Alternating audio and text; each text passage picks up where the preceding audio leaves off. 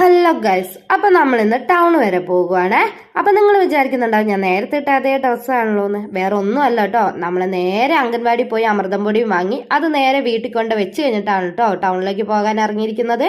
അപ്പൊ നമുക്ക് അവിടെ നിന്ന് ഒരു കാർ കിട്ടിയിട്ടുണ്ടായിരുന്നു. അവിടുന്ന് നേരെ നമ്മുടെ ലച്ചുവിന്റെ സ്കൂളിന്റെ അവിടെ വന്നിറങ്ങി. അവൾക്ക് ഡാൻസ് പ്രാക്ടീസ് ഒക്കെ ഉണ്ടായിരുന്നേ. അവിടുന്ന് ആ പ്രാക്ടീസ് ഒക്കെ കഴിഞ്ഞ് കഴിഞ്ഞിട്ട് നമ്മൾ നേരെ പനമരത്തേക്ക് പോവാണ്. വേറെ ഒന്നിനും അല്ലെന്നേ, അവളുടെ പല്ലടയ്ക്കുന്ന ദിവസമാണ്. അപ്പോൾ ഇവിടെ ചെന്നപ്പോൾ നല്ല തിരക്കുണ്ടായിരുന്നു, കുറച്ചധികം നേരം ഇരിക്കേണ്ടി വന്നായിരുന്നു.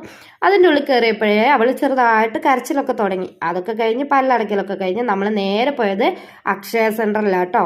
അവിടെ പോയത് വേറൊന്നിനുമല്ല, നമ്മുടെ ലച്ചുവിൻ്റെയും അല്ലുവിൻ്റെയും പേരിൻ്റെ ഒരു സ്പെല്ലിങ് മാറ്റാനുണ്ടായിരുന്നു. അപ്പോൾ അതൊന്ന് റെഡി ആയോ എന്ന് അറിയാൻ വേണ്ടി പോയത്. ചെന്ന് നോക്കുമ്പോൾ അത് റെഡി ആയില്ല. അവിടെ നമ്മൾ നേരെ എന്തുകൊണ്ടെടുത്തു, ഒരു മായൊക്കെ വാങ്ങിക്കൊടുത്ത് ലച്ചുവിന് അതൊക്കെ വാങ്ങിക്കൊടുത്ത് നമ്മൾ നേരെ വീട്ടിലേക്ക് പോവാണേ.